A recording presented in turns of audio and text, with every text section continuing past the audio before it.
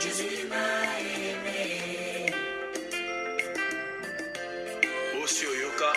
ange de Likolo va pesa communiquer que Nzambe na biso hospitalisé. Mais à la raté, il est vivant. Mon colo moko na mwanda, précisément na banana e kolo pesi ngai. Kolo na lingi e. Ata pesi pelise.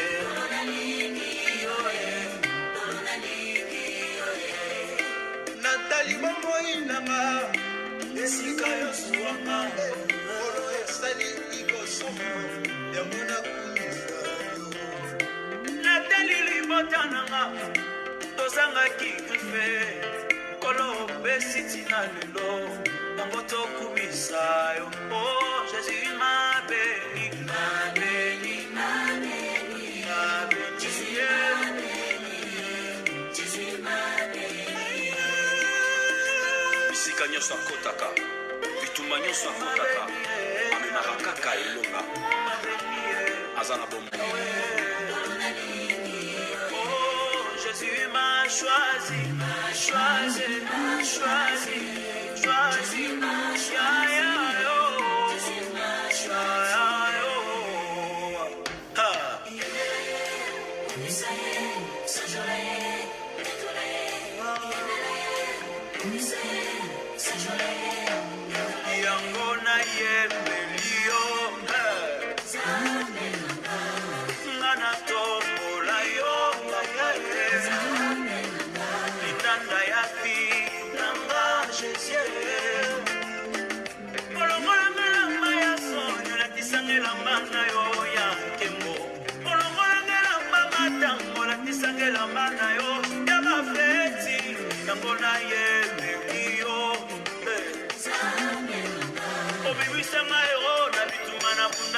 Papa, Ima ole ole ole ole ole ole Ima ole ole ole ole ole. Alléluia, alléluia. Jésus soit loué, Jésus soit élevé, Jésus soit exalté. Biso tozo kumisa kako bel Jésus tozo kumisa tozo ko élevé trône na et de gloire. Que Jésus a le kumo kembo masanjoli ezomba susu na mboka na ye. Merci susu nzambe na bomo pona grâce oyo kordenga ya osala susu video oyo na ye lisusu kosala video oyo na thème le mal a été changé bien. La citation oyo tomoni na YouTube ya pasteur moko na vraiment esalinga pasi eza kosala ngai pasi mingi yango na ye kosala video oyo mabe ekomi malamu. Thème ya video oyo mabe eko malamu ngai ser zéro na chaîne oyo les femmes de prière na thème ya chaîne na ngai ezali racheter le temps car les jours sont mauvais. Tozo vivre na mauvais jour, tozo vivre na temps ya mabe pote tomoni nyonso tu oyo Jésus akomela biso na Bible ezokokokisama oyo nyonso tozotanga na Bible ezokokokisama kati na mokili oyo. Kati na l'église, tolobi que le mal a été changé bien, racheter le temps, car les jours sont mauvais, parce que mon qui les changé ma bé et comme malamu. Totali na ba YouTube, totali na ba vidéo nyonso tu oyo sorti ya pasteur moko na kati na prison et salinga pasi pe mawa ya mona eko sala vidéo ko loba na peuple de Dieu tozo vivre na temps ya mabe tozo vivre na temps oyo mabe et comme malamu yango to racheter le temps car les jours sont mauvais tozo vivre na temps ya mabe vraiment pote pasteur mukuna oyo biso to yebi oyo biso nyonso to mona ki na YouTube makambo nini asaki na mami Chilobo loi ya Congo ekangi pasteur mukuna etie na boloko mais vraiment to moni combien peuple congolais balingaka batu ya masumu.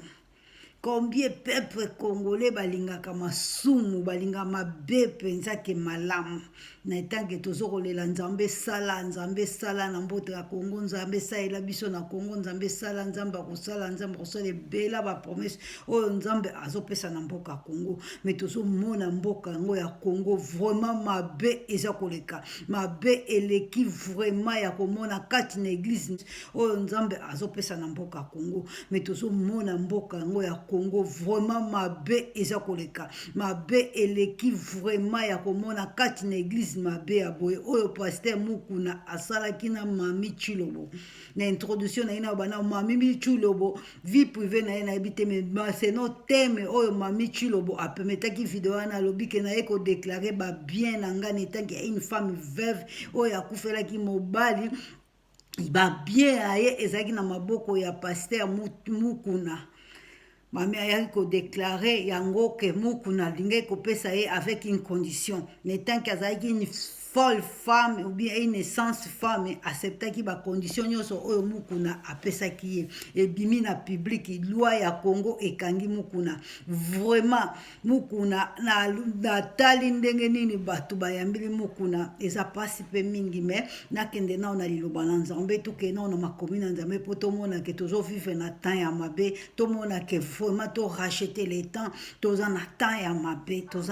mabe yango na ye na teme o le mal a été changé bien na kokota na liloba na nzambe na livre ya Esaïe chapitre 5 verset 20 na kobanda na verset 20 na kotanga comme ça to ko développer kati na liloba na nzambe nazali kotanga yango na kombo na Yesu Kristo elobi boye malheur à ceux qui appellent le mal bien il est bien mal qui change les ténèbres à lumière et la lumière à une ténèbre, qui change l'amertume à douceur et la douceur à amertume. Malheur à ceux qui sont sages à leurs yeux et qui se croient intelligents. Malheur à ceux qui ont de la bravoure pour boire du vin et de la veillance pour mêler des liquides forts qui justifie les coupables pour une présent. Qui justifie les coupables pour une présent et enlevant aux innocents leurs droits. Yango esika pasteur Mukuna azali. Na continuer na verset 24, c'est pourquoi comme une langue de feu dévore le champ, et comme la flamme consume les herbes secs, ainsi leur racine sera comme de la pourriture, et leur fleur se dissipera comme de la poussière, car ils ont dédaigné la loi de l'Éternel des armées, ils ont méprisé la parole des saints. Vraiment liloba na nzambe eza méprisé loi ya nzambe échangé kati na l'église kati na mokili na lelo bien kati na mboka ya Congo kati na mboka na Angola vraiment ezali kosala pasi pe mawa ya kotala makambo oyo peuple congolais basali cortège ya koleka memo ya président pona kocueillir pasteur Mukuna na ba bêtise onyo soto asalaki na mabe onyo soto asalaki biso onyo soto mona na vidéo vraiment tout le monde est na YouTube a vidéo nous sur Mami Chilobo atiaki vraiment peuple congolais bravo peuple congolais bolinga ka vraiment bato ya masumu bolinga ka vraiment masumu bolinga bato ya masumu pote vraiment o e passé na Congo ezali pasi pe mawa mingi na pa makambo oyo ya pasteur Mukuna un pasteur o za na église ebele o za na église ya monene bongo o sali ba bêtise l'état kangi achena boloko batu bake kotela makoluka justice na yo eza koluka justice ya bake ko corrompe loi bake ko corrompe pour selon la loi même loi ya nzambe ekoki ko ezali bongote. Il faut passer Mukuna abeta prison. Il faut que passer Mukuna alongwa même que serviteur de Dieu. Parce que oh yé asali mokibombimbe moni asali mabein vraiment mes peuples congolais ba betelier maboko peuple congolais ba pouye atakutu cortège ya Kabila na ebité soki ezala kabongo penza makala ekwei selemba ekwei likolo ya cortège ya mukuna. Vraiment peuple congolais, vraiment bas chrétien. Pena loki vraiment balobi ke tozoze la discours ya mukuna. Na landi na YouTube na yoki azoba merci pour tes justice ya mboka ya Congo. Yo pasteur, justice ya liboso ezali ya Nzambe. Justice ya liboso ezali Nzambe. D'abord okoti prison pona maliloba na Nzambe te pona mabena pona musala na yo ozo ko utiliser basi na église ndenge mami chilo balobaki ozo ko utiliser une femme veuve qui a perdu son mari à cause de ses biens. Vraiment justice ya Congo ou bien corruption ya Congo mais loko na ina loba na peuple de Dieu et loko na ina loba na ba pasteur bozala prêt na misala o bozo ko sala c'était comme na temps ya suka boyeba ke Nzambe akokita kati na justice na ye na misala oyo muto mukuna na boloko alobi ke nazai kolala te ti 4 du matin ba téléphone eza kolela ba pasteur bazo ko soutenir ngai ba pasteur ya Angola ba pasteur ya Maroc ba pasteur à ceci cela vraiment bino nyonso tout ba pasteur ya Angola ba pasteur ya Maroc bino nyonso tout bravo vraiment bozana compagnie moko na mukuna bozana compagnie moko na mukuna ya on a ina lancer appel surtout na ba pasteur o bozana Angola boye ba ke Nzambe azako préparer armée moko ko uta awa tokete ya Angola pona mbongo te pona bozuite mais tokende ko mener bana na Nzambe na nzela na Nzambe pote oyo bino bozo sala e place na Nzambe e se komikanda na Nzambe ezoko kita pona bino ba pasteur ya Angola o bozoko do basi ya bato o bozoko servir Nzambe pona bozo ba bien pona ba mituka boye bakake boko tika ba mituka wana boye bake boko tika ba jipi wana boko tika ba mbongo wana ezali pasi pe mawa mingi po boko corrompre ba l'état mais boko corrompre Nzambe te mukuna o corrompre l'état ya Congo pote ba libérer yo na ba population na yo na batu na yo za na bango mais pas na Nzambe mukuna o corrompre Nzambe te au corrompre Nzambe te mabe a changé le bien mabe vraiment est commis bien l'amertume est commis douceur quand une église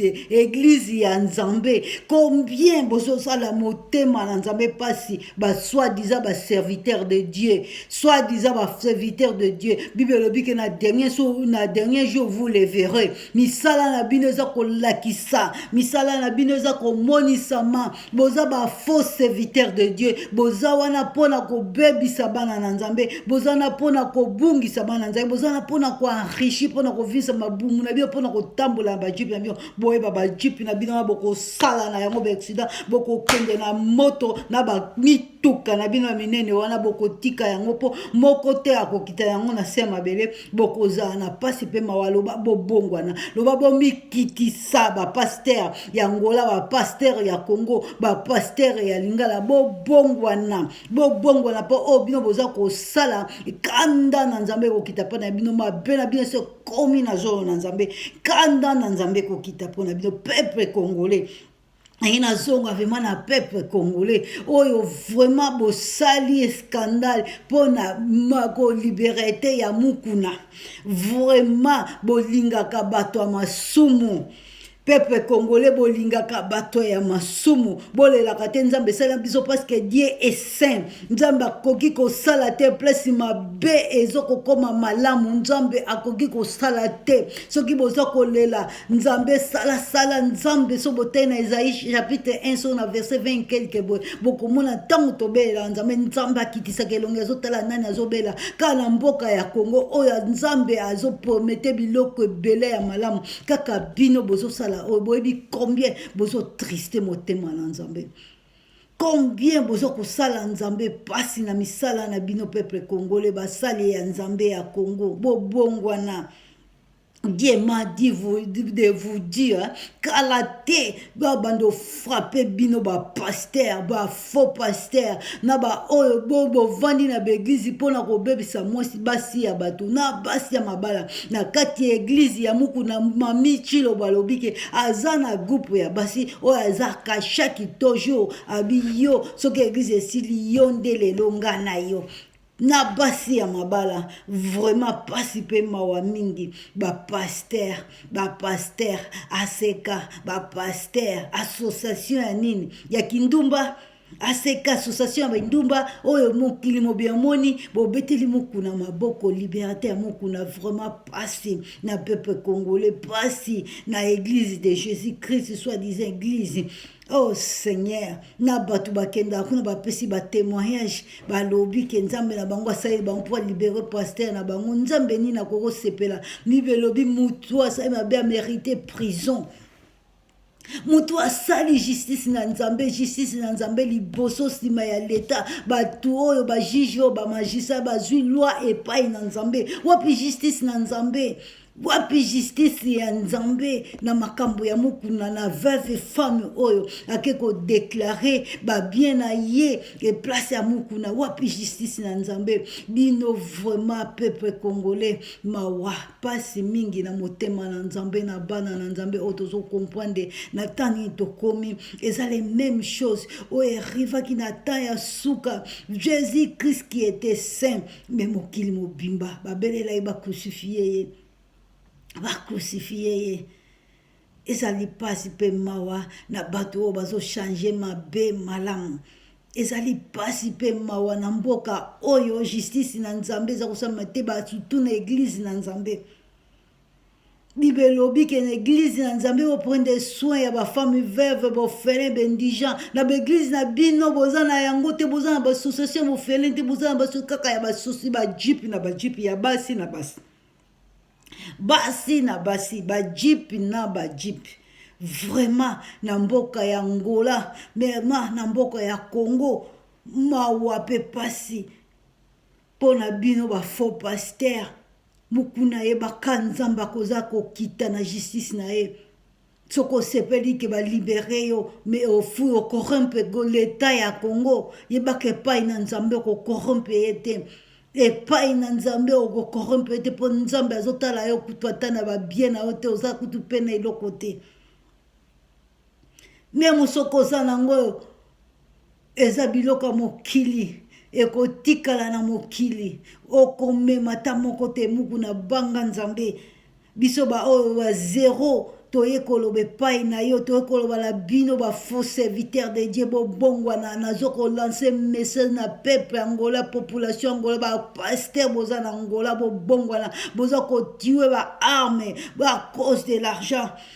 à cause ya mbongo boza comprendre même soin ya bandimité eza na pasteur moko oyo asalanga pasi mingi leki na biso azaki malade azokokende église kuna azokozwa batraitement na difficulté azokosenge mpona prie mpona yo kabelanga mbongo pesanga mbongo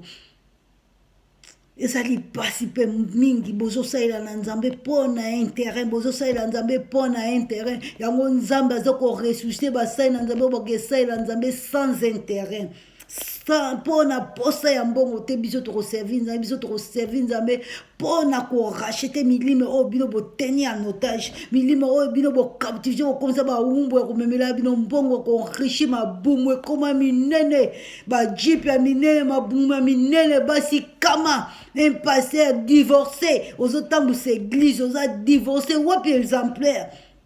soki apote mpo ya bimemo diacre kuta lifo azala diacre lifo azala un homme de seule femme oh Seigneur combien bo changer ma commune na nzambe combien bo changer ma be bapasteur bobongwana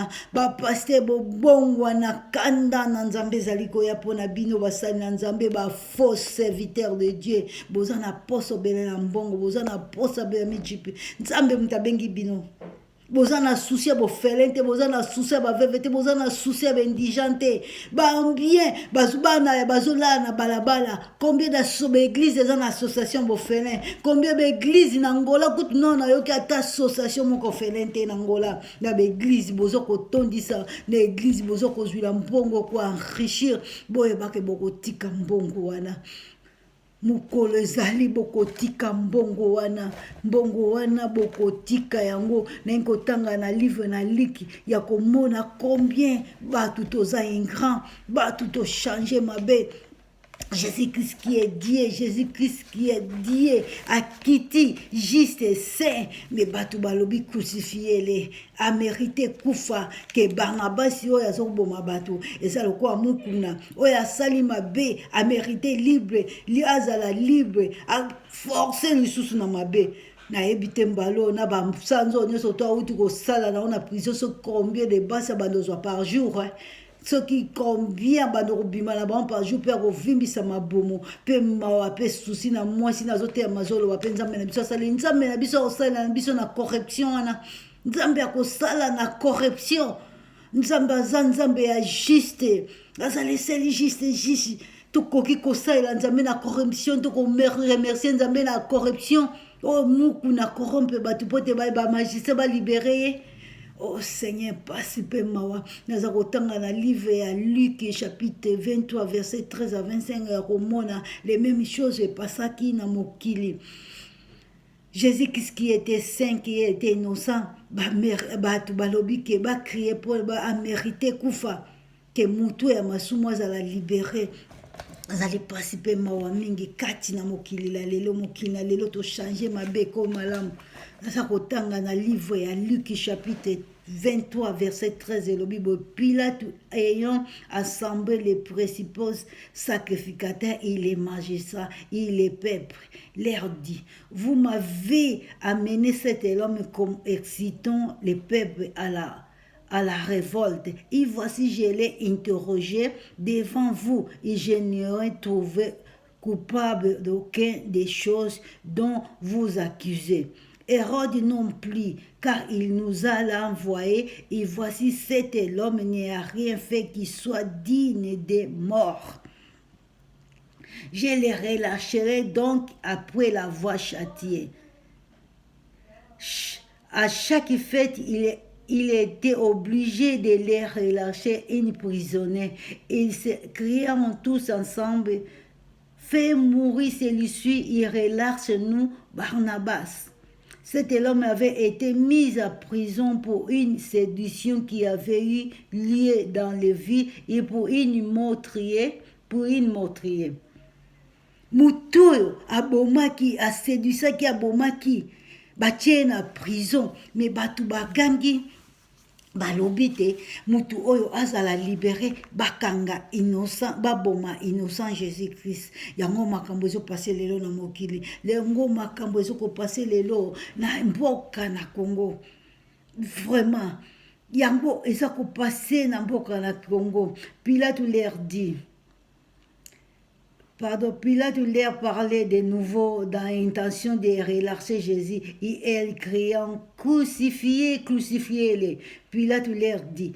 leur dit pour la troisième fois: quel mal a-t-il fait? Je n'ai rien trouvé en lui qui mérite la mort. Je l'ai relâché donc après l'avoir châtié.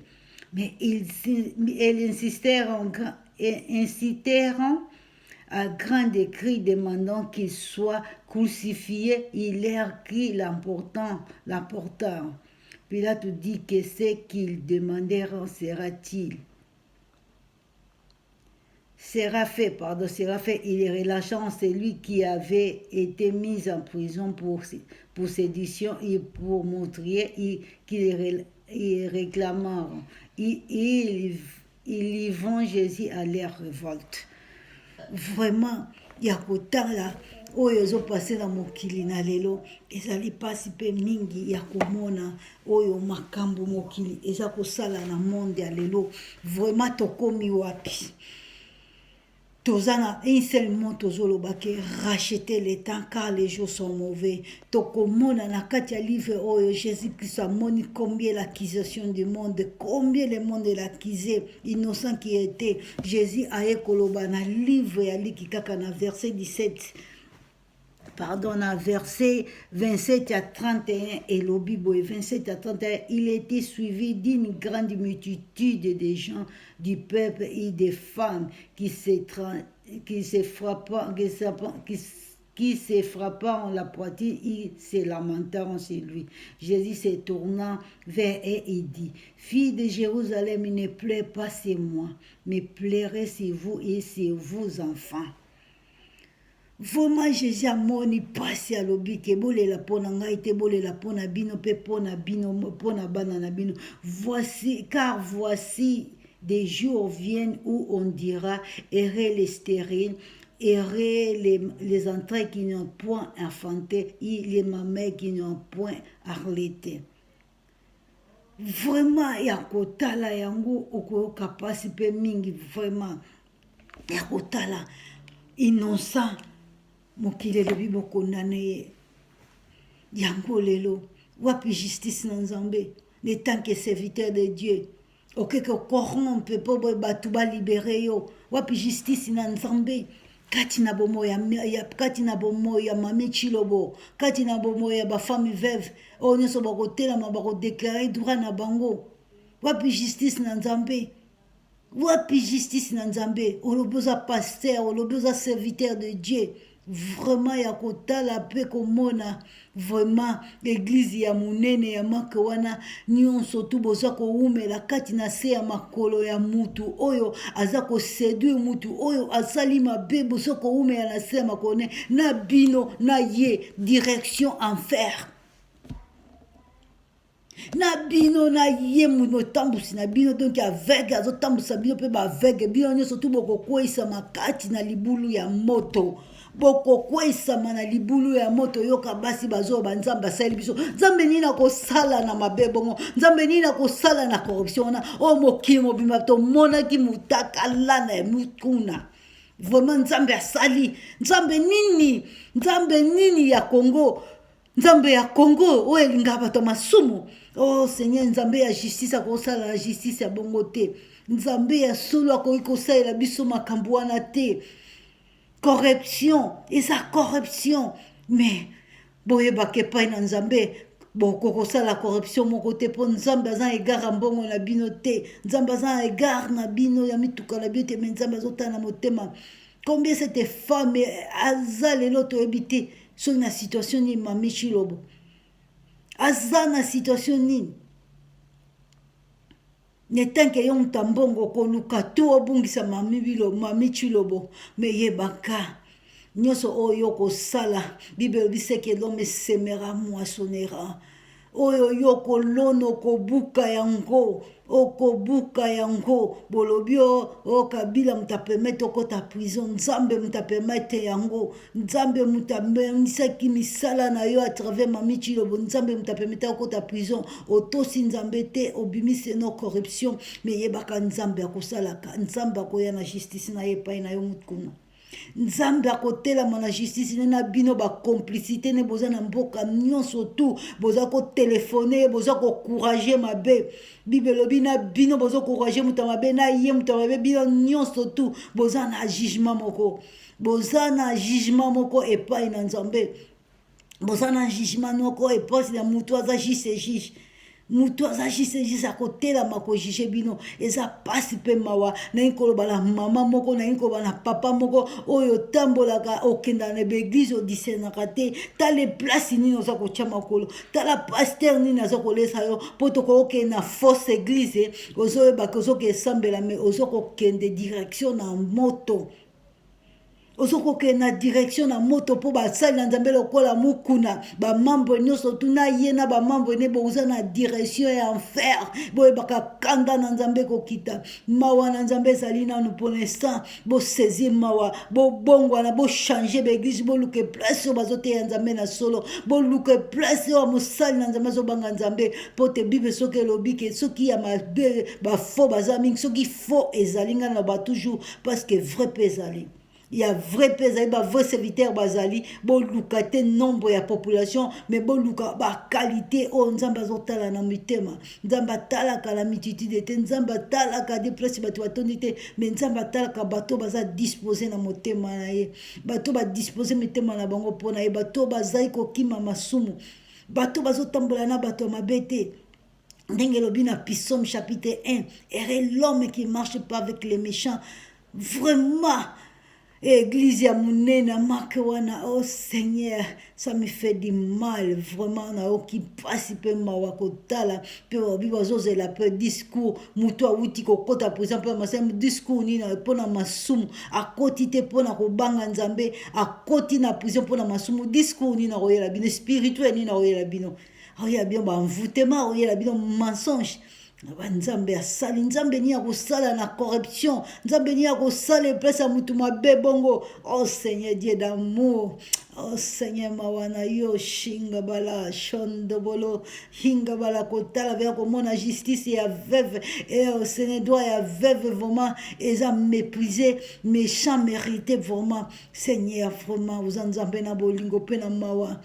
vous nzambe na bolingo pe na mawa pe ma ozobimisa moi pona biso bato mabe pe bato na sembo nzambe vraiment akitisobele mawana ina mboka na Congo saisir Congo yeba que nous servons un Dieu saint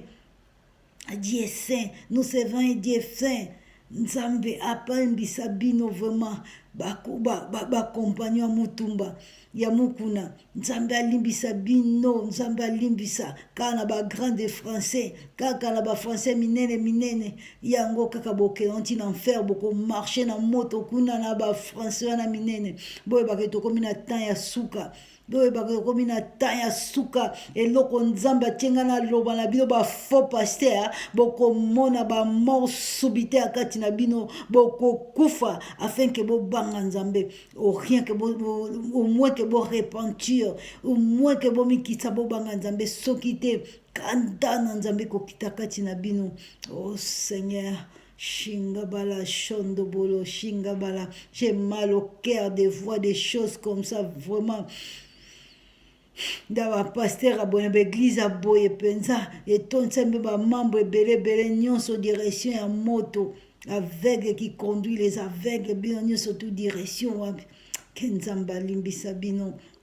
nakomi na suka nga o ser zero oya kolanda video oyo yeba kopartage yango meme ke kokomela ye kome ayebake aza kosala mabe azotambusama mabe afin ka bongwana Dieu nous a rétablis comme des sentinelles de vous dire vous les faux pasteurs bo se repentir bo se repentir bo se repentir bo se repentir bo se repentir po te kanda na nzambe za koyakala te pona bino ba faux pas serviteur de Dieu kanda na nzambe za koya biso oyo tozanga tina nzambe atie biso po tolobela bino toza kobanga bino te tozoba ainsi dit l'Éternel tozoloba fenke bobongwana oyo koyoka ti repenti soki orepenti te yebaka kanda na nzambe kokita kati na bino nzambe alola apambola bino nzambe alola futa bino pote Bible lobi le salaire des péchés c'est la mort o nyonso moto azolona kobuka soko obuki malamu oloni malamu okobuka malamu soko oluni mabe okobuka mabe okobuka mabe mutombo mukuna bongwana okobuka mabe okobuka mabe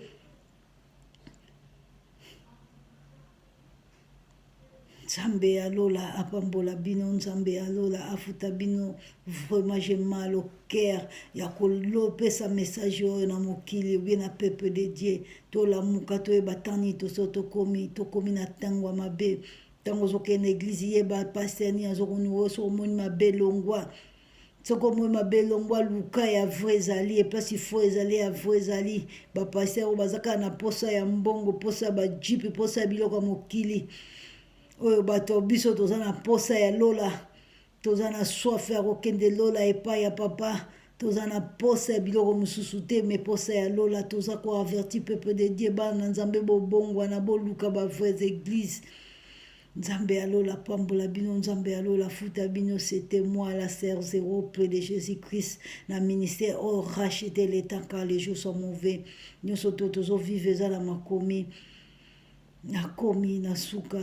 nzambe alola afuta bino nzambe alola apambola bino partage video oyo partage video oyo landanga na chaîne aux femmes de prière landanga na Facebook les femmes de prière l'église des maisons naza toujours ko partager liloba na nzambe na kombo na Yesu Kristo na komi na suka tomona na mbala nsima nzambe alola afuta bino nzambe alola apambola bino mpe nasengi na bolimbisi na banso oyo video oyo ekoblesse bango peut-être na langage na ngai po te bible elobi ke eza na bato mosusu nzambe apesi mitema ya pasi ya kosentir douleur eza na bato mosusu balingi koyoka kaka évangile oyo ya douceur die et amour mais eza na baparole oyo ezosala ke tolobela peuple de Dieu afin que peuple de Dieu et se repentir éveillé et batani tokomi toza susu babebe te akomela aka alele tozomi na temps ya kolia nourriture solide tokomi na temps de la fin oyo nyonso tozomona na mokili oyo eza temps de la fin racheter le temps car les jours sont mauvais kombo na Yesu ekumama kombo na Yesu ezwa lokumu tomona mbala nsima na kombo na Yesu Kristo aza mosusu mpe mobate na biso amen.